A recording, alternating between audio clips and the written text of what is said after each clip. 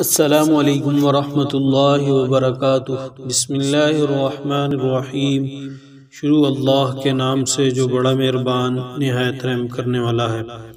دوستو، آج کی ویڈیو کے اندر پیارے نبی صلی اللہ علیہ وآلہ وسلم کی ذات اقدس پر درود و سلام کے فضائل ذکر کیے جائیں گے۔ دوستو، نبی پاک صلی اللہ علیہ وسلم کا جس مجلس میں بھی ذکر ہو اور وہاں درود نہ پڑھا جائے تو ایسے شخص کے لیے رسول پاک صلی اللہ علیہ وسلم نے بد دعا فرمائی ہے۔ چنانچہ حدیث مبارکہ میں آتا ہے، ہلاک و برباد ہو جائے وہ شخص جس کے سامنے محمد الرسول اللہ صلی اللہ علیہ وسلم کا ذکر مبارک ہو اور وہ درود نہ بھیجے۔ آقا دو جہاں صلی اللہ علیہ وسلم کے اس امت پر بے شمار احسانات ہیں۔ ہم رسول پاک صلی اللہ علیہ وسلم کے احسانات کا بدلہ تو نہیں دے سکتے، لیکن کم از کم اتنا ضرور کر سکتے ہیں کہ پیارے نبی صلی اللہ علیہ وسلم کا تذکرہ کریں۔ اور بہت سی روایات میں رسول پاک صلی اللہ علیہ وسلم پر درود و سلام بھیجنے کے فضائل ذکر کیے گئے ہیں، اور نبی کریم صلی اللہ علیہ وسلم کے نام نامی سننے کے بعد درود نہ پڑھنا، اس پر بہت سی وعیدیں ذکر کی گئی ہیں۔ تو اسی وجہ سے بعض علماء کے نزدیک جب بھی نبی کریم صلی اللہ علیہ وسلم کا ذکر مبارک ہو تو سننے والوں پر درود شریف پڑھنا واجب ہے۔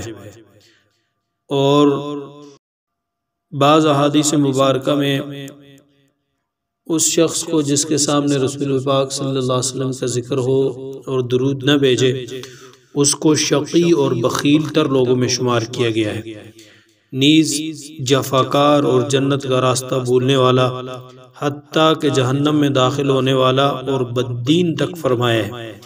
یہ بھی وارد ہوا ہے کہ وہ نبی کریم صلی اللہ علیہ وسلم کا چہرہ مبارک نہ دیکھ سکے گا۔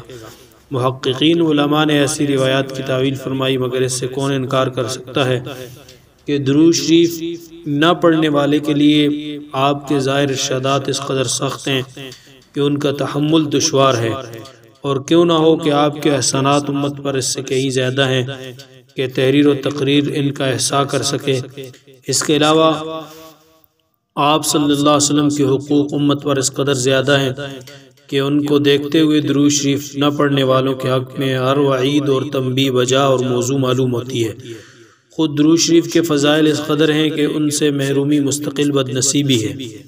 اس سے بڑھ کر کیا فضیلت ہوگی کہ جو شخص نبی کریم صلی اللہ علیہ وسلم پر ایک مرتبہ درود بھیجے، حق تعالی شانہ اس پر 10 مرتبہ رحمت بھیجتے ہیں۔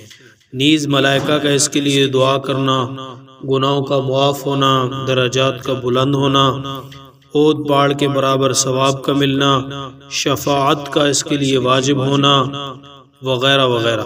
نیز اللہ جل جلالہ کی رضا، اس کی رحمت، اس کے غصے سے امان، قیامت کے ہول سے نجات، مرنے سے قبل جنت میں اپنے ٹھکانے کا دیکھ لینا، وغیرہ بہت سے وعدے درود شریف کی خاص خاص مقداروں پر مقرر ہیں۔